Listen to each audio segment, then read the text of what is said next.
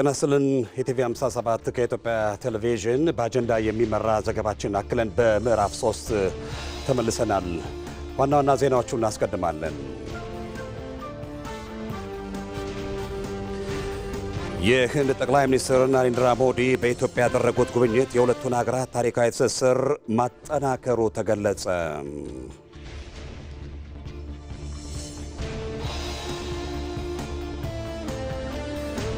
አስተማማኝና ክብርን በጠበቀ ሁኔታ የሚደረግ ስደት ለሀገር እድገትና ብልጽግና የራሱ ድርሻ አለው ሲሉ ምክትል ጠቅላይ ሚኒስትር ተመስገን ጥሩነህ ተናገሩ።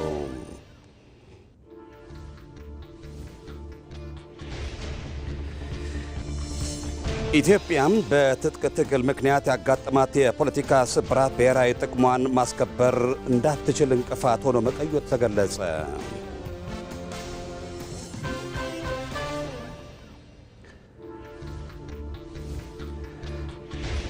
በኢትዮጵያ የስንዴ ትራንስፎርሜሽን ጉዞ የተሰኘ ዘጋቢ ፊልም ተመረቀ።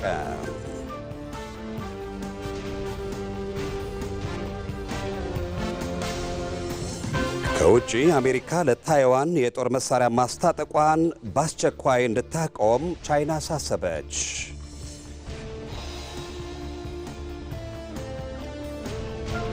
በስፖርት ኢትዮጵያ በአፍሪካ ወጣቶች ኦሎምፒክ በአብርሃም አዱኛ አማካይነት ግብፅን በማሸነፍ 7ኛ የወርቅ ሜዳሊያዋን አገኘች።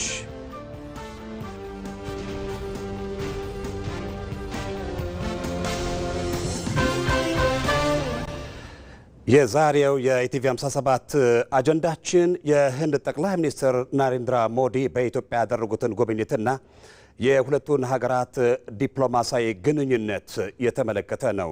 በዚህ ጉዳይ ላይ ተጨማሪ ማብራሪያ ሊሰጡን የተወካዮች ምክር ቤት የውጭ ግንኙነትና የሰላም ጉዳዮች ቋሚ ኮሚቴ ምክትል ሰብሳቢ ዶክተር ፈቲ ማህዲ በቀጥታ መስመራችን ላይ ይገኛሉ። ከቆይታ በኋላ ከኛ ጋር ይቀላቀላሉ።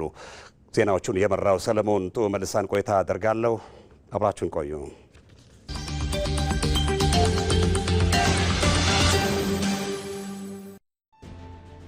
የሀያላኑ ሀገራት መሪዎች ከኢትዮጵያ ጋር ያላቸውን ዝምድና እያጠናከሩ ነው። የሀገራትና የጦር መሪዎች ኢትዮጵያ በመገኘት የልማት የጸጥታና የኢኮኖሚያዊ ትብብሮችን እያደረጉ ይገኛሉ። የህንዱ ጠቅላይ ሚኒስትር ናሬንድራ ሞዲ ጉብኝት በሁለቱ ሀገራት መካከል እጅግ ጠቃሚ ስትራቴጂያዊ ስምምነቶች ተፈርሞባቸዋል።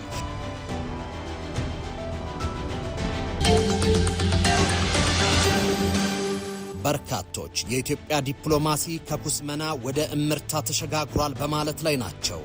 እንዴት? ኢትዮ መልህቅ ዛሬ ምሽት ከ3 ሰዓት ጀምሮ በኢትዮጵያ ቴሌቪዥንና በኢቢሲ.ስትሪም ላይ ጠብቁን።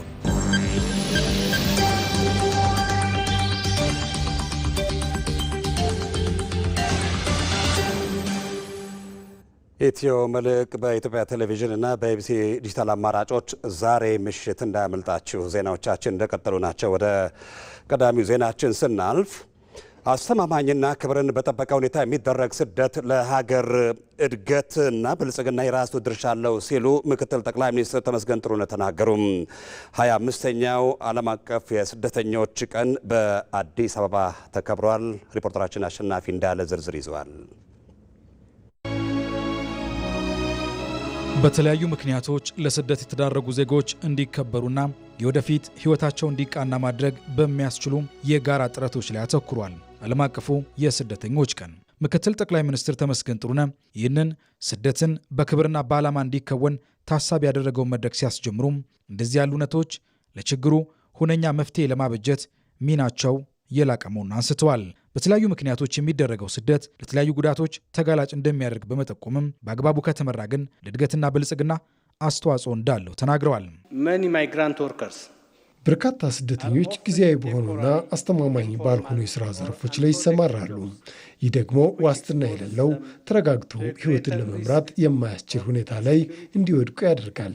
እነዚህ ችግሮች የማይካዱ ሆነው ስደተኞች ለላኪው ሀገርም ሆነ ለተቀባዩ ሀገር የብልጽግናና የዘላቂ እድገት ምንጭ መሆናቸው አያጠራጥርም። ካሉበት ሆነው የሚልኩት ገንዘብ ለቤተሰብም ሆነ ለሀገር የላቀ አበርክቶ አለው። እውቀታቸው የፈጠሩት ትስስርና የስራ ልምዳቸውም በተመሳሳይ ለእድገት ከፍተኛ ሚና ይጫወታል። አስተማማኝ ክብርን በጠበቀ መንገድ የሚከወን ስደትን ተግባራዊ ለማድረግ የጋራ ስራ እንደሚፈልግ የጠቆሙት ምክትል ጠቅላይ ሚኒስትሩም በተመሳሳይ ከስደት ተመላሽ ለሆኑ ዜጎችም የሚደረገው ድጋፍ በዚሁ መንገድ እየተመራ መሆኑን ተናግረዋል። ኢትዮጵያ is a country of origin, transit and destination for ምድረ ቀደምቷ ኢትዮጵያ በተፈጥሮና በሰው ሰራሽ ምክንያቶች እንዲሁም በኢኮኖሚ ችግሮች ሳቢያ ለስደት የሚዳረጉ ዜጎች መሸጋገሪያና መዳረሻ ናት። በሌላ በኩል ደግሞ እኛም በተለያየ ችግር የተጋለጡ በሺዎች የሚቆጠሩ ኢትዮጵያውያን ስደተኞችን ከሳውዲ አረቢያ፣ ከየመን፣ ከሊባኖስ፣ ከባህሬን፣ ከሱዳንና ከኦማን እንዲሁም ከታንዛኒያና ከሌሎች የአፍሪካ ሀገራት ወደ ሀገር ቤት መልሰናል። መንግስትና ተባባሪ አካላት በመልሶ ማቋቋምና ህብረተሰቡን በሚቀላቀሉበት ሂደት ውስጥ አስፈላጊውን የስነ ልቦና ድጋፍን ጨምሮ የተለያዩ እርዳታዎችን እያደረጉ ነው። እንደዚህ ያሉ መድረኮች በጋራ መርህና ሀሳቤ ለመስራት ከፍተኛ ሚና አላቸው ያሉት የሴቶችና ማህበራዊ ጉዳይ ሚኒስትሯ ኤርጎጌ ተስፋዬ በበኩላቸው ኢትዮጵያም ከአጋር አካላት ጋር እየሰራች ነው ብለዋል። While migration has historically been a livelihood strategy, ምንም እንኳን ሰዎች ስደትን ህይወታቸውን ለማቅናት የሚመርጡት ቢሆንም ህገ ወጥ የሆነ ስደት ግን አሳሳቢ ችግር ሆኗል። ይህንን ችግር ታሳቢ ባደረገ መልኩ ኢትዮጵያ ከዓለም አቀፍ የስደተኞች ድርጅት ጋር ጨምሮ ከሌሎች ተቋማት ጋር ሂደቱ በአግባቡ በሚመራበት መንገድ እየሰራች ነው። የግንዛቤ ማስጨበጫ ስራዎችን ከመስራት አንስቶ አስተማማኝና ህጋዊ የሆነ ስደት እንዲደረግ ህጋዊ መመሪያን ተግብራለች። ለችግሮች ሁነኛ መፍትሄ ለማበጀት መስራት ይገባል ያሉት ደግሞ በኢትዮጵያ የአውሮፓ ህብረት አምባሳደር ሶፊያ ፍሮም ኤመስበርገር ናቸው። ስደት የሰዎችን ክብር በጠበቀና ይህን ማዕከል ባደረገ ሁኔታ ሊተገበር ይገባል። ይህ ማለት ደግሞ አስፈላጊውን ድጋፍ ማድረግ፣ ተጋላጭ የሆኑ ዜጎችን መጠበቅና በተመሳሳይ በግዳጅ የሚደረጉ ስደቶችን ለመከላከል ከስር መሰረታቸው ችግሮችን መዋጋት ያስፈልጋል። ለዚህም ግጭትን፣ የእኩልነት ጥያቄዎችን፣ የአየር ንብረት ተጽዕኖንና ፍትሐዊ የሀብት ተጠቃሚነትን ማረጋገጥ አስፈላጊ ነው። በመድረኩ ከስደተኞች ጋር በተያያዘ የተለያዩ ስራዎችን የሰሩ ተቋማትና ግለሰቦች እውቅና ተሰጥቷቸዋል።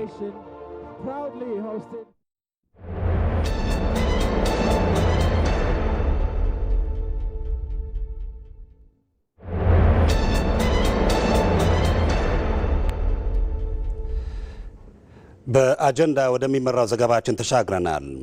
ጠቅላይ ሚኒስትር ናሬንድራ ሞዲ በኢትዮጵያ ያደረጉት ጉብኝት የኢትዮጵያና ህንድን ታሪካዊ ትስስር ማጠናከሩ ተገለጸ። ከዚህ በተጨማሪም ጉብኝቱ ሁለቱ ሀገራት በባለብዙ ወገን መድረኮች ያላቸውን ትብብር እንዲያሳድጉና ህንድ ከአፍሪካ ጋር ያላትን ትስስር እንድታሳድግ እንደሚያስችላት ተገልጿል። ወንዶሰን አፈወርቅ የጠቅላይ ሚኒስትሩ ጉብኝት አንደምታው ምንድን ነው ሲል ቀጣዩን መረጃ አዘጋጅቷል።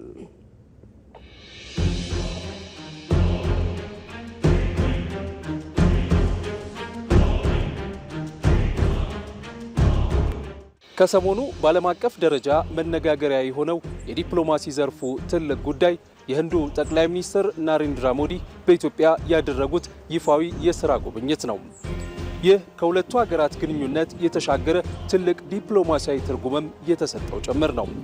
የህንዱ መሪ አዲስ አበባ ቦሌ ዓለም አቀፍ አውሮፕላን ማረፊያ ሲደርሱም እጅግ ደማቅ የሆነ አቀባበል ነበር የተደረገላቸው።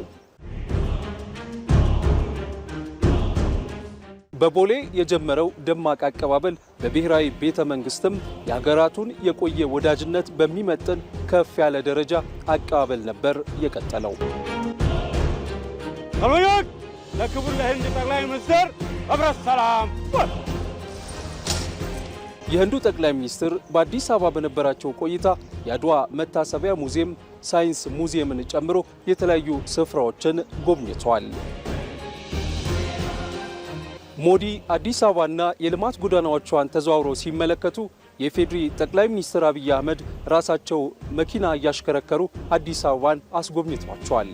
ይህም ከዲፕሎማሲ የተሻገረ ወዳጅነት የሚል ትርጓሜ ያሰጥቶታል።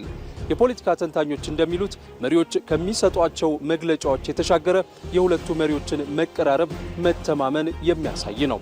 ጠቅላይ ሚኒስትር ናሬንድራ ሞዲ በኢትዮጵያ በኩል የሀገሪቱን ከፍተኛ የሆነውን ሽልማት የክብር ኒሻንም ተሸልመዋል። great honour निशान of Ethiopia के रूप में የኢትዮጵያን ትልቁን የክብር ኒሻን ተሸልሜያለሁ። በዓለም ካሉ ጥንታዊና የቆየ ስልጣኔ ካላቸው ሀገራት በሆነች ኢትዮጵያ ይህን ክብር በማግኘቴ ትልቅ ኩራት ይሰማኛል። ይህን ሽልማት በመላው በህንድ ህዝብ ስም በትህትናና በምስጋና ተቀብያለሁ። Ethiopia and India stand at the threshold of great opportunities. Our history is long, our bonds are deep. ኢትዮጵያና ህንድ በርካታ ዕድሎች ያላቸው ሀገራት ናቸው። የረጅም ጊዜ ግንኙነትና ጥልቅ ትስስር ያላቸው ሀገራቱ የበለጠ ምቹ ዕድሎችና ጠንካራ ትብብር ከፊታቸው ይጠብቃቸዋል።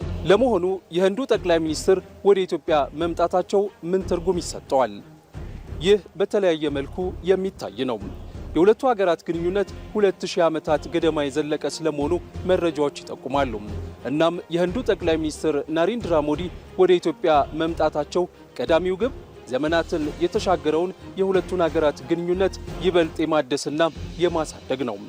በቆይታቸው ወቅትም ሁለቱ ሀገራት የንግድና ኢንቨስትመንት ትብብራቸውን ይበልጥ ለማሳደግ በመከላከያና ደህንነት ዘርፍም ትብብራቸውን ለማጠናከር ተስማምተዋል። ኢትዮጵያና ህንድ ታሪካዊ ወዳጅነታቸውን ወደ ስትራቴጂያዊ ትብብር ምዕራፍ ለማሸጋገርም ወስነዋል። የሁለትዮሽ ትብብሩ እኩልነትና የደቡብ አጋርነትን መሰረት ያደረገ ነው። Our partnership is strategic, long-term and rooted in mutual respect. የኢትዮጵያና ህንድ ትብብር በመከባበር ላይ የተመሰረተ የረጅም ጊዜና ጠንካራ ስትራቴጂያዊ ግንኙነት ነው። ኢትዮጵያና ህንድ የሚያደርጉት በጋራ ተጠቃሚነት ላይ የተመሰረተ ትብብር ለዓለም ሀገራት የደቡብ ትብብርን ስኬት የሚመሰክር ነው። ሌላኛው ደግሞ ጉብኝቱ መላው አፍሪካንም ከግምት ያስገባ ስለመሆኑ ተንታኞች ያስቀምጣሉ። የህንድ ሰዎች እንደሚሉት ኒው ዴሊ ከአፍሪካ ጋር በተለያዩ መስኮች አጋሮና መስራት ግንኙነቷንም ማሳደግ ትፈልጋለች። ለዚህ ለያዘችው እቅድ ደግሞ ኢትዮጵያ ጋር ያላትን ግንኙነት ማጠናከሯ ወሳኝ ነው። ናሬንድራ ሞዲ ወደ ኢትዮጵያ ሲመጡ እንዲሁ ወደ አንዲት የአፍሪካዊት ሀገር ብቻ አይደለም የመጡት። ሺህ ዓመታትን የተሻገረ ቀደምት ስልጣኔ ካላቸው ጥቂት ሀገራት መካከል አንዷ ወደ ሆነችው ከዚህ በተጨማሪም የነጻነት ተምሳሌት ወደ ሆነችው ኢትዮጵያ ነው የመጡት። አዲስ አበባ የአፍሪካ ህብረት መቀመጫ፣ የአህጉሪቱም የዲፕሎማሲ ማዕከል ናት። ከኢትዮጵያ ጋር መቀራረብ ደግሞ ከአፍሪካውያን ጋር ይበልጥ መቀራረብ እንደሆነም ህንድ ገብቷታል። ሌላኛው በባለብዙ ወገን መድረኮች ሁለቱ ሀገራት ያላቸውን ትብብር ማጠናከር የሚለው ከጠቅላይ ሚኒስትር ናሬንድራ ሞዲ የኢትዮጵያ ጉብኝት ጋር የሚነሳ ነው። ሁለቱ ሀገራት የሚገኙበት የብሪክስ የትብብር ማዕቀፍ አሁን ላይ ዓለም አቀፍ ተጽዕኖ በእጅጉ እያደገ መጥቷል። በአውሮፓውያኑ 2026 ዓመት ህንድ የብሪክስ ሊቀመንበርነትን ትረከባለች። በዚህ ጊዜ ደግሞ በዚህ ስብስብ ውስጥ አባል የሆነችውን የኢትዮጵያን ድጋፍ ትሻለች። ለዚህም የጠቅላይ ሚኒስትር ናሬንድራ ሞዲ የአዲስ አበባ መገኘት ትልቅ ፋይዳ አለው። በመድረኩም ህንድና ኢትዮጵያ በጋራ መስራት ይጠበቅባቸዋል። ሌላኛው ደግሞ ሀገራት ከጊዜ ወደ ጊዜ ተጽዕኖ እያደገ ከመጣው የደቡቡ የዓለም ክፍል ወይም ግሎባል ሳውዝ ሀገራት ጋር ያላቸውን ግንኙነት ማሳደግ ይፈልጋሉ። ህንድ በዚህ ረገድ ስትራቴጂ ነድፋ እየተንቀሳቀሰች ነው። ብሪክስን የያዘው ይህ የዓለም ክፍል ፍትሃዊ የዓለም ስርዓት፣ የቴክኖሎጂ ተደራሽነት፣ ሉዓላዊነት የሚከበርበት የዓለም ስርዓት እንዲኖር ይሻል። ሁለቱ ሀገራት የዚህ አካሄድ ደጋፊ እንደመሆናቸው በደቡብ ትብብር ውስጥ በጋራ መስራት ግድ ይላቸዋል። የጠቅላይ ሚኒስትሩ የኢትዮጵያ ጉብኝትም ይህንን እውን በማድረግ ረገድ ትልቅ ሚና ይኖረዋል ተብሎለታል። ናሬንድራ ሞዲን ጨምሮ የተለያዩ ሀገራት መሪዎች ወደ ኢትዮጵያ መጉረፋቸው የኢትዮጵያን የዲፕሎማሲ ስኬት የሚያረጋግጥ እንደሆነም ተነስቷል።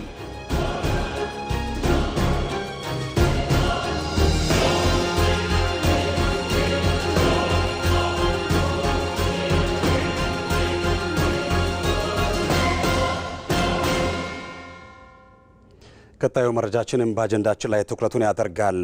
ህንዳውያን ባለሀብቶች በኢትዮጵያ በተለያዩ ዘርፎች ከ5 ቢሊዮን ዶላር በላይ መዋዕለ ንዋይ አፍስሰው ተሰማርተዋል። የህንዱ ጠቅላይ ሚኒስትር ናሬንድራ ሞዲ የኢትዮጵያ ጉብኝትን ተከትሎ የሁለቱን ሀገራት ኢኮኖሚያዊ ትስስር ማሳደግ የሚያስችሉ ስምምነቶች ተፈጽመዋል። የሁለቱ ሀገራትን ኢኮኖሚያዊ ትስስር የተመለከተ ዘገባ ሳምሶን ገብሎ አሰናድቷል። አብረን እንከታተለው። 2000 ዓመታትን የተሻገረ ግንኙነት ያላቸው ኢትዮጵያና ህንድ ዛሬ ወዳጅነታቸውን ወደ ስትራቴጂካዊ አጋርነት ለማሳደግ ተስማምተዋል። ወትሮም ትናንት ቀይ ባህርን ተንተርሳ የነበረችው ሀገር ኢትዮጵያ የህንድ ነጋዴዎች መዳረሻ ሆና ዘመናትን ተሻግራለች። ህንዳውያኑ ነጋዴዎች ቅመማ ቅመምና ጨርቃ ጨርቅን በወርቅና ሌሎች የተፈጥሮ ጸጋዎች ሸምተዋል። ዛሬም ህንዳውያን ባለሀብቶች በኢትዮጵያ ኢኮኖሚ ውስጥ ያላቸው አበርክቶ ቀላል የሚባል አለመሆኑን የህንዱ ጠቅላይ ሚኒስትር ናሬንድራ ሞዲ በአዲስ አበባ ጉብኝታቸው ለሁለቱ ምክር ቤቶች ተናግረዋል። በኢትዮጵያ ትላልቆቹ ኢንቨስተሮች የህንድ ኩባንያዎች ናቸው። እንደ ጨርቃጨርቅ ማኑፋክቸሪንግ፣ በግብርና፣ በጤናና በሌሎች በተለያዩ ዘርፎች ላይ ከ5 ቢሊዮን ዶላር በላይ መዋዕለ ንዋያቸውን አፍስሰዋል። በዚህም ከ75,000 በላይ ለሆኑ ኢትዮጵያውያን የስራ ዕድልን ፈጥረዋል። ኢኮኖሚያችን ገና መቃቀም እንዳለው ሁላችንም እንደምንስማማ እርግጠኛ ነኝ። ከእነዚህ ህንዳውያን ባለሀብቶች መካከል አንዱ የሆኑት ቪኒት ቨሬት ሜታም የኢትዮጵያና የቤተሰቦቻቸው ግንኙነት 100 ዓመታትን የተሻገረ እንደሆነ ይናገራሉ። ዛሬ ላይ በኢትዮጵያ ከውጭ የሚገቡ ምርቶችን በመተካት የውጭ ምንዛሬን እያስገኙ እንደሆነም አስረድተዋል። ዲኤልኤም ከብዙ ዓመት ከ40 ዓመት በላይ ኦልሞስት 1988 ነው የጀመረው በቢዝነስ በቴክስታይል። ግን ከዛ በፊት ሂስትሪያችን አያታችን ነው የመጡት። መጀመሪያ 1920 አካባቢ እጅ ሽመና ጀምረው ነበረ ራሳቸው። ከሱ በኋላ ነው ወደዚህ አቅጣጫ የደረስ ነው እና አሁን እኛ ማምረት አቅም እስከ 4500 ጋርሜንት በየቀኑ ማምረት እንችላለን። አሁን ላይ ኢትዮጵያ ያደረገችው የኢኮኖሚ ሪፎርም ለውጭ ባለሀብቶች ኢንቨስትመንት ተሳትፎ አመቺ ሁኔታዎች መኖራቸውን ጠቁመው ከዚህ የበለጠ ለመስራት ዝግጁ ስለመሆናቸው ኢትዮጵያን ሀገራችን እያሉ ይገልጻሉ። ለሀገራችን እኛ የምናስበው ኢምፖርት ሰብስቲቱሽን ነው የምናደርገው። ብዙ አመት እኛ ኖረናል ከኢትዮጵያ ጋር እና በጣም እንደ አዲስ ማለት እንደ አዲስ ሁኔታ ነው ያየነው። አሁን ያለው ነው ያው ምቹ ሁኔታዎች አሉ። አሁን ለሀገሪቱም ለኛም ለመጥቀም ዝግጁ ነን። እኛ የህንድ ባለሀብቶች በኢትዮጵያ የውጭ ቀጥተኛ ኢንቨስትመንት ውስጥ ትልቅ ድርሻ እንዳላቸው የጠቆሙት ጠቅላይ ሚኒስትር አብይ አህመድ ይህ በሀገራቱ መካከል ከፍተኛ መተማመን እንዲኖር አድርጓል ብለዋል።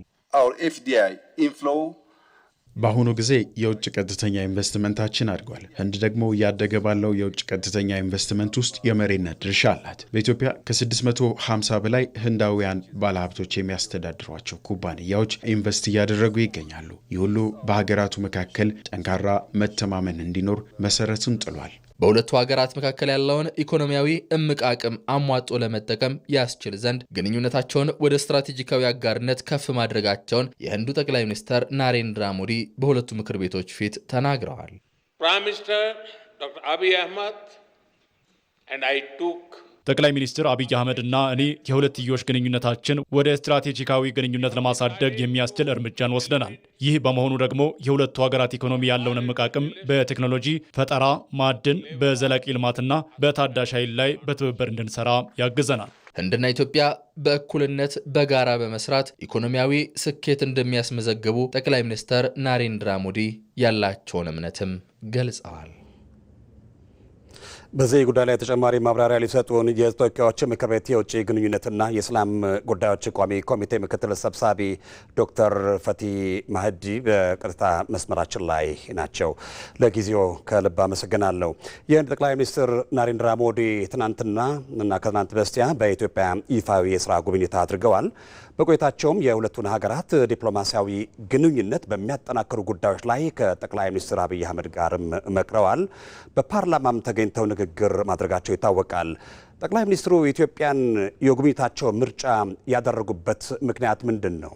ስለምን ኢትዮጵያን መረጧት?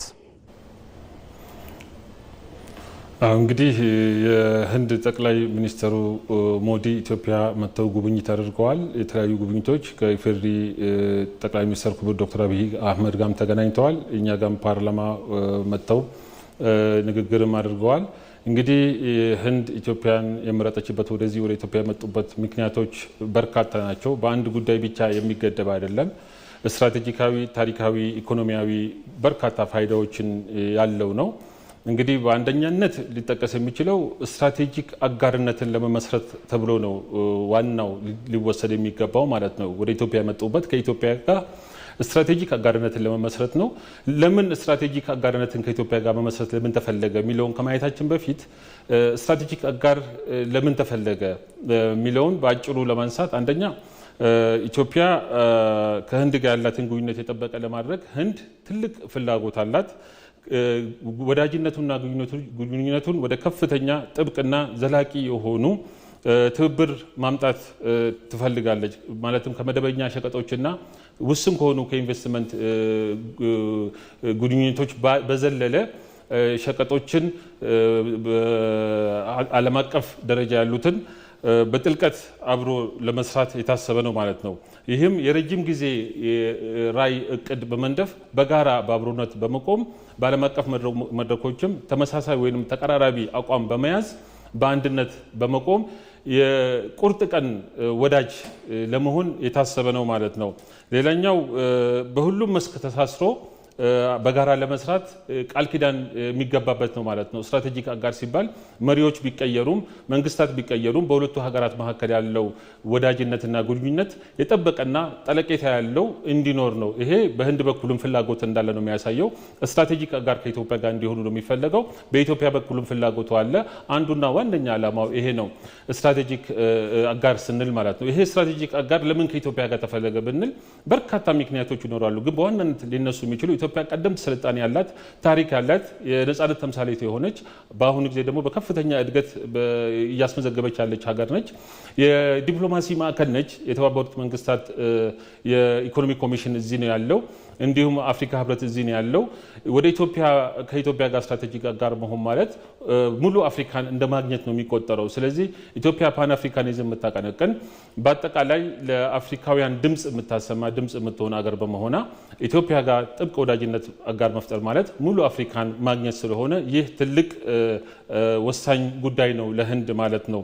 ይህም ሌላኛው ስትራቴጂክ መልክዓ ምድራዊ አቀማመጥ ኢትዮጵያ በጣም ወሳኝ ነው። ኢትዮጵያ እንደምናውቀው በምስራቅ አፍሪካ በቀይ ባህር አካባቢ በቅርብ ርቀት ነው የምትገኘው።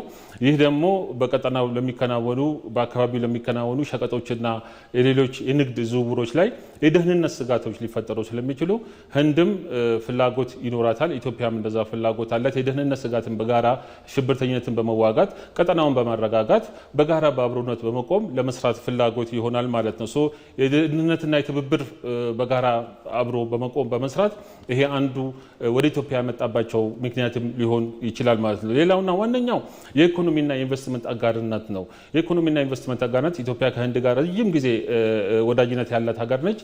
ነገር ግን ይሄንን ወደ ላቀ ከፍተኛ ጠለቅ ባለ ሁኔታ ቀደም ስትራቴጂክ ባልነው በተለያዩ ዘርፎቹን በማስፋት የሸቀጦች መግባትና መውጣትና በተወሰነ ኢንቨስትመንት ውስን የሆነውን በማኑፋክቸሪንግ፣ በግብርና፣ በአይሲቲ ኢትዮጵያ በርካታ እምቅ አቅሞች አላት፣ በርካታ አቅም አላት። ያንን በተለያዩ ዘርፎች ከኢትዮጵያ ጋር ማስፋት ይፈልጋሉ ማለት ነው። ይሄ ነው አንዱም ወደ ኢትዮጵያ ያመጣባቸው። ኢትዮጵያ ላይ በርካታ አቅሞች ስላሉ እምቅ አቅሞች አሉ ማለት ነው። ስለዚህ ትብብሮቹን በኢኮኖሚ መሰረት በኢኮኖሚ ዘርፍ ከፍ ለማድረግና አብዛኛውን የተለያዩ ኢኮኖሚ ዘርፎችን ለመያዝ በተለይም ህንድ በፋርማሲ እና በአይቲ በጣም በብዙ የሄደች ስለሆነች በዚህ ዘርፍም የሚሰማሩ በኃይል አቅርቦት በኢነርጂ ሴክተር የሚሰማሩ ይኖራሉ።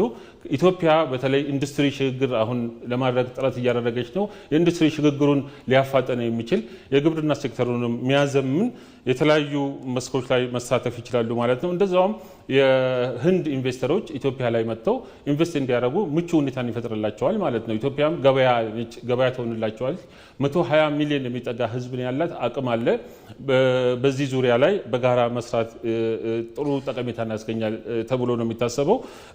በሰጥቶ መቀበል ሁለቱም በጋራ ተጠቃሚ የሚሆኑበት በእኩልነት መሰረት በኢኮኖሚ ዘርፍ ማስፋት ሊሆን ይችላል ማለት ነው። እንግዲህ በአጠቃላይ በርካታ ምክንያቶች ቢኖሩም ሌላኛው ጥያቄያችን ህንድና ኢትዮጵያ የጥንታዊ ስልጣኔ ባለቤት መሆናቸው ይታወቃል። ሁለቱ ሀገራት በዓለም አቀፍ መድረክ ላይ የሚጓራቸው ጉዳዮችም አሉና ከዚህ አኳያ የጠቅላይ ሚኒስትር ናሬንድራ ሞዲ የኢትዮጵያ ጉብኝት የሀገራቱን ግንኙነት ወደ ላቀ ደረጃ ለማሳደግና አዳዲስ እድሎችን ለመፍጠር ምን ፋይዳ አለው ባጭሩ? እንግዲህ እሳቸው ወደዚህ መምጣት የህንድ ጠቅላይ ሚኒስትር ኢትዮጵያ በመምጣታቸው በኢትዮጵያና በህንድ መካከል ያለው ስትራቴጂክ አጋርነት እውን ሲሆን ዘርፈ ብዙ ጠቀሜታዎችና ፋይዳዎችን ይዞ ይመጣል ተብሎ ነው የሚታሰበው። ለምሳሌ አንዱ ብናነሳ የደቡብ ትስስር አለ። ሁለቱ ሀገራት ታዳጊ ሀገራትን ድምፅ በማሰማት የእነሱን ተጽዕኖ ፈጣሪነት ከመጨመር አንጻር በጋራ ሊቆሙ ይችላሉ።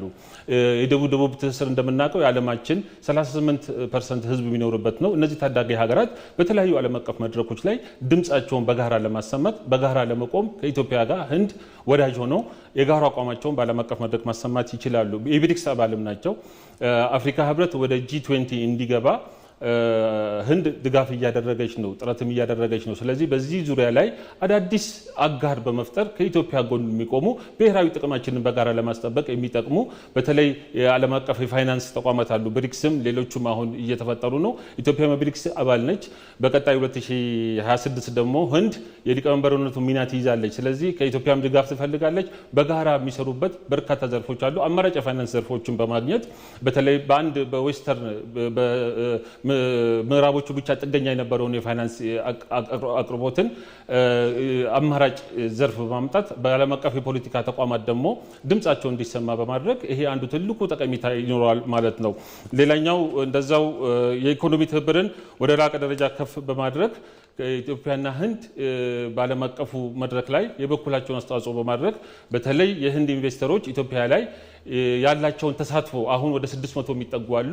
እነሱ በተለያዩ ዘርፎች አማራጮች አሉ። ቅድም እንዳልኩት ኢትዮጵያ ኢንዱስትሪ ሽግግር እያደረገች ስላለ ይህንን ድጋፍ የሚያደርግ አቅም ይሆናታል። የውጭ ምንዛሪም ታገኛለች። የስራ እድልም ይፈጠርላታል ኢትዮጵያ። ሌላው ደግሞ በቴክኖሎጂ ህንድ በጣም ዘርቃ ሄዳለች። ኢንዲያን ዲጂታል የሚባል ትልቅ እንትን ነበራቸው፣ ንቅናቄ ነበራቸው። ዲጂታል ኢንዲያ ልክ እኛም ኢትዮጵያ አሁን ዲጂታል ትራንስፎርሜሽን እውን ለማድረግ በምናደርገው ጉዞ ላይ የህንድ ልምድ በጣም እጅግ አስፈላጊ ነው። በተለይ በትላልቅ ዓለም አቀፍ ኩባንያዎች ማይክሮሶፍት እና ጉግል የመሳሰሉ ላይ ህንዶች በጣም ልቀው ሄደዋል እና የእነሱን ኤክስፐርቲዝ እና የእነሱን ሙያ እዚህ በማምጣት እኛም በዲጂታል ፋይናንሲንግ የምናደርገውን ጥረት ያሉብን ክፍተቶች በብሔራዊ መታወቂያ ዶክተር አመሰግናለሁ።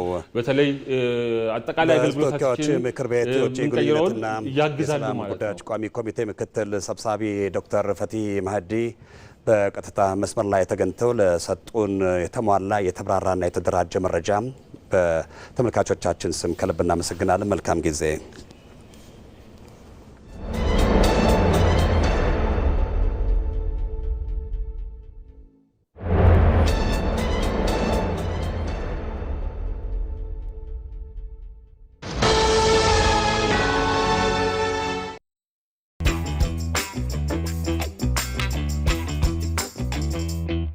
የውጭ ምንዛሬ በተመጣጣኝ ዋጋ አግኝተሻል?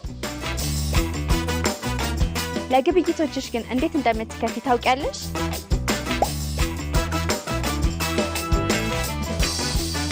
ለካፌ አገልግሎትስ? የዕለታዊ ወጪዎችሽን ክፍያ? የምታርፊበት ቦታስ እንዴት እንደምታስይዢ አስበሽበታል? ጥሬ ገንዘብ ይዞ መንቀሳቀስስ ለደህንነትሽ አላሰጋሽም? አታስቢ፣ ለዚህ የሲቢኢ ማስተር ካርድ አለልሽ። ሽልማትስ እንዳለው ነግሬሻለሁ። በሲቢኢ ዓለም አቀፍ ማስተር ካርድ ደንበኞች ዓለም አቀፍ ግብይቶችን በቀላሉ እንዲፈጽሙ የቅድመ ክፍያ አገልግሎትን አዘጋጅቷል። አገልግሎቱንም በክፍያ መፈጸሚያ ካርድ እንዲሁም በቨርቹዋል አማራጮች ከመቅረቡም በላይ የማስተር ካርድ ቅድመ ክፍያ በፈጸሙ በ2 ሳምንታት ውስጥ ሂሳብ ለሚያንቀሳቅሱ እድለኛ ደንበኞች አጓጊ ሽልማቶችን አዘጋጅቷል። በዘመናዊ ማስተር ካርድ ያሸውትን ይገበያሉ፣ ይደሰቱ። የኢትዮጵያ ንግድ ባንክ ሁሌም የሚተማመኑበት ባንክ።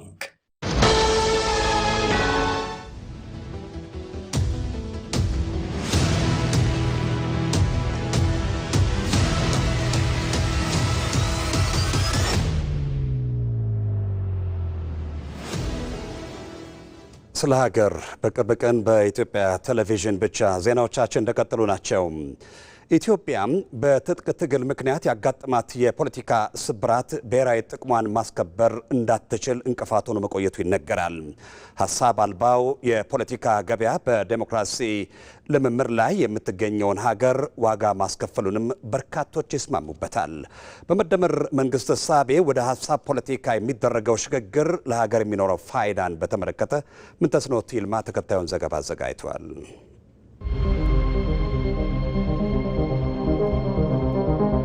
17 ዓመት ጫካ ነበርኩኝ ራሴ ምንድነው ያተረፍንበት እኛ ወደሚለው ስደት፣ ድርቅ፣ ረሃብ፣ ችግር ያስከትላል። በበርካታ ስብራቶች የተተበተበው የኢትዮጵያ ፖለቲካ ከትውልድ ወደ ትውልድ ዋጋ እያስከፈለ ከሐሳብ የበላይነት ይልቅ ለሴራና ለኃይል ፖለቲካ ቅድሚያ መስጠቱ የጠንካራ ሀገር ምስረታው ከድጡ ወደ ማጡ ሲጎትተው ቆይቷል። በጠረጴዛ ዙሪያ በውይይትና በድርድር ተነጋግሮ ከመግባባት ይልቅ ነፍጥ አንግቦ በኃይል አቅምን ለማስከበር ይደረግ የነበረው ጥረት ፈቅ ያለ መፍትሄ ለኢትዮጵያ እንዳልፈየደ ታሪክና ምግባር የተጻፉ ዋቢዎች ናቸው። በእርግጥ አሜሪካንን ጨምሮ አንዳንድ የአውሮፓ ሀገራትም ጭምር በትጥቅ ትግል ምክንያት ከመፍረስ አደጋ ተነስተው ከትላንት ተምረው ሐሳብን መሰረት ወዳደረገው የዲሞክራሲ ባህል ግንባታ መገንባት እንደቻሉ ይነገራል። በኢትዮጵያ ግን ጽንፍና ጽንፍ በቆሙ ኃይሎች ተወጥሮ የሰነበተው የፖለቲካ ንግድ ከትላንት ተስቦ ዛሬ ላይ በተቃኘ እንጉርጉሮ ኃይልን አንግቦ ቅስምን ሰብሮ ነገን የሚሰርቅ በሴራ ትስስር ላይ የተመሰረተ ሆኖ ለዘመናት መዝለቁን የታሪክ መዛግብት ያስረዳሉ። ይሄ የመጣው አንደኛ የሐሳብ ልዩነት በአግባቡ ማስተናገድ ባለመቻላችን ፖለቲካ ስርዓታችን አልዘመነም። እንግዲህ አሜሪካንም እንደ ምሳሌ ስንመለከት ምርጫዎች ሲደርሱ በጣም ከፍተኛ ፉክክሮች፣ መዘላለፎች በሀሳብ የግለሰባዊ መብቶች ሳይነኩ ያንን ሰላማዊ የሆነ ፖለቲካ ውድድር የሀሳብ ፍጭት፣ የሀሳብ ግጭት አድርጎ ምርጫ ላይ ደርሳሉ። የተሸነፈ ኃይል ለአሸናፊው የደስታ መግለጫ የሚያስተላልፍበት ስርዓት እንዳላቸው እና ለማለት ነው። ዲሞክራሲ ዳብሮባቸዋል በሚባሉ ሀገራት ሳይቀር ገንዘብ በፖለቲካ ስርዓት ውስጥ ያልተሻገሩት ፈተና ሆኖ እንደዘለቀ ነው። በገንዘብ የተገዛ የፖለቲካ ስርዓት የዘር እህሉን እንደበላ ገበሬ ለከፈለው ዋጋ የሀገርን ብሔራዊ ጥቅምና የግዛት አንድነት አሳልፎ እስከ መስጠት የሚደርስ ወጥመድ ውስጥ መውደቅ ሀገር እንደ ትላንት የምታስታውሰው የቅርብ ጊዜ ክፉ ትዝታዋ ነው። የጠላት ተብሎ ከጠላት ጋር ወግኖ አገሩ መውጋት ግን የመጨረሻ ስህተት ነው። ምክንያቱም መሳሪያ ከዛ ነው የሚመጣ፣ ፋይናንስ ከዛው ነው የሚመጣ።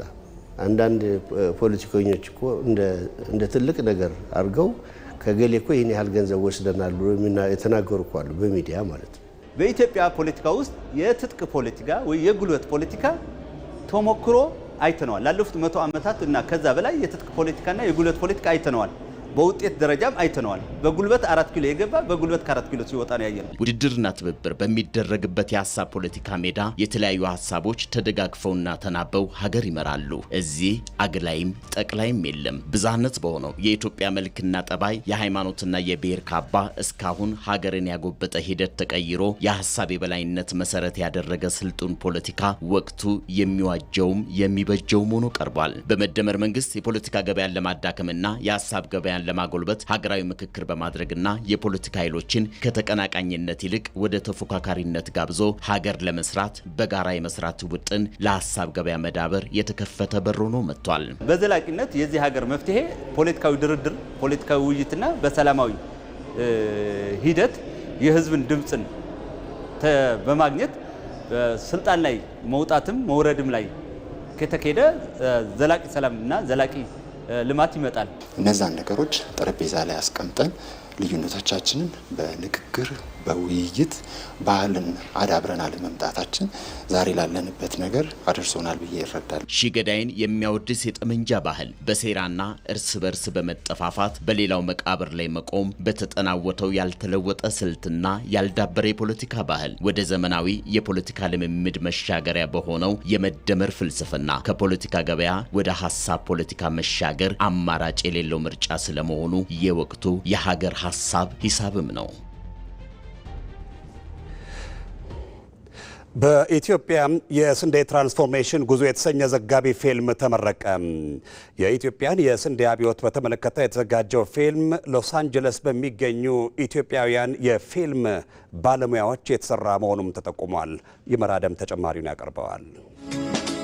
ብዙዎች የተደነቁበትና ኢትዮጵያውያን ይሆነኝ ብለው በላባቸው ከሰሩ ማሳካት እንደሚችሉ አሳይተውበታል። የዓመታት ተረጅነት ታሪካቸውን ወደ አምራችነት የቀየሩበት፣ በራስ ጥረት ራሳቸውን የቻሉበት አዲስ የይቻላል ታሪክ ጉዞም ነው የኢትዮጵያ የስንዴ ልማት። ኢትዮጵያ ስኬት ባስመዘገበችበት በዚሁ የስንዴ ልማት ላይ ትኩረቱን አድርጎ የኢትዮጵያ የስንዴ ትራንስፎርሜሽን ጉዞ የተሰኘ ዘጋቢ ፊልም በይፋ ተመርቋል። ዘጋቢ ፊልሙ ማራኪ የሆኑ የመልክዓ ምድር እይታዎችን ከጥልቅ የታሪክ አወቃቀር ጋር በማዋሃድ አርሶ አደሮች አዳዲስ ቴክኖሎጂዎችን ከሚተገበሩባቸው እርሻዎች ጀምሮ ምርቶቹ እስከሚደርሱበት የከተማ ማዕከላት ድረስም ይቃኛል። አሜሪካ ሎስ አንጀለስ በሚገኙ ኢትዮጵያውያን የፊልም ባለሙያዎች የተሰራው የስንዴ ልማት ጉዞ ዘጋቢ ፊልሙ የኢትዮጵያን የመቻል አቅም የሚያሳይና ገጽታን የሚገነባ እንደሆነም ተገልጿል። ተረጂ የነበርን ሰዎች እርዳታውም ደግሞ በብዛት ስንዴ ላይ ያተኮረ ስንዴው ምን ይሁን ምን ስንዴ የመጣ ያለ ራሳችንን እንችለን ወደ ኤክስፖርት ስንደረደር ዓለም ላይ ትልቅ እንድምታ አለው። ለኛም ደግሞ ትልቅ ሳቲስፋክሽን አለን። እንደ ዜጋም ዜጎቻችን የሰው እጅ እንዳያዩ ኢቭን የሚረዳ ሰው አገር ውስጥ እንኳን ቢኖር በራስህ ምርት የምትረዳው ይሆናል ማለት ነው። ስለዚህ እንደ ሀገር ቀና ብለህ እንድትሄድ ያደርጋል። ትልቅ ትርጉም አለው። ኢትዮጵያ በአፍሪካ ግብርናን በማዘመንና ራስን ለመቻል የምታደርገውን ስኬታማ ጉዞ በሚገባ የሚያሳይ መሆኑም በምረቃ ስነ ስርዓቱ ላይ ተገልጿል። የዘጋቢ ፊልሙ ታሪክ የተዋቀረው በኢትዮጵያ የስንዴ አብዮት ላይ በኦሮሚያ፣ አፋርና አማራ ክልሎች መነሻ አድርጎ ነው። ዘጋቢ ፊልሙ ስለ ስንዴ ምርት ብቻ የሚተርክ ሳይሆን ስለ ጽናት፣ ስለ ፈጠራና ራሷን ችላ ለአፍሪካ አርአያ ለመሆን እየተጋች ስላለች ሀገር የሚተርክ መሆኑም ተጠቁሟል። This documentary tells a powerful story. ይህ ዘጋቢ ፊልም ትልቅ አቅም ያለው ሀተታን ይነግረናል።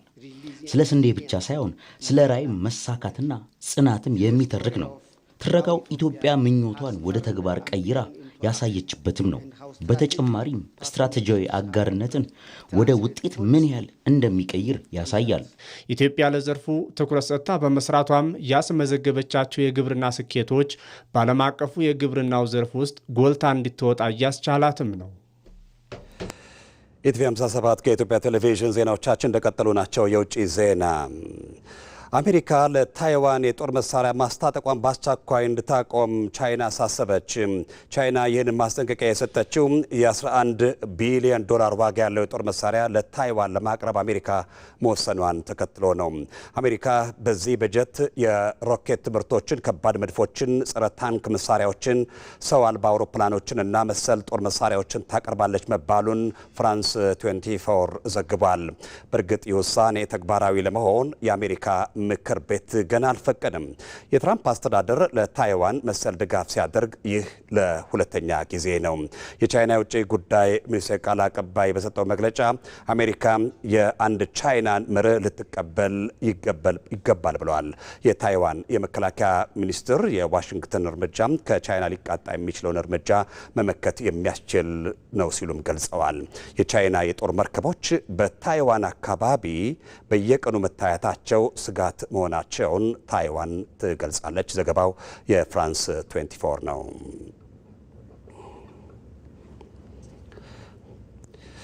በመጨረሻም ስፖርት። ኢትዮጵያ በአፍሪካ ወጣቶች ኦሎምፒክ 7ኛ የወርቅ ሜዳሊያዋን አገኘች። በአራተኛው የአፍሪካ ወጣቶች ኦሎምፒክ ማምሻውን በተደረገው የወርልድ ቴኳንዶ የ51 ኪሎ ግራም የፍጻሜ ውድድር አብርሃም አዱኛ 7ኛ የወርቅ ሜዳሊያ ለኢትዮጵያ አስገኝቷል። አብርሃም በማጣሪያ ጨዋታዎቹ የቱኒዚያም፣ ሌሶቶና አልጄሪያ ተፋላሚዎቹን በመርታት ለፍጻሜ የደረሰ ሲሆን በፍጻሜው ግብፃዊውን ማዜን አህመድን በመርታት ወርቁን ለሀገሩ አስገኝቷል። አብርሃም በዚሁ በወርልድ ቴኳንዶ ውድድር የብር ሜዳሊያን አስቀድሞ አሸንፏል። ዛሬ በተደረጉ ውድድሮች ተጨማሪ 4 የነሐስ ሜዳሊያዎች በሊዲያ ጌትነት በረድኤት መለሰ፣ በገነት ሙሉጌታና አብርሃም በቀለ ተገኝተዋል።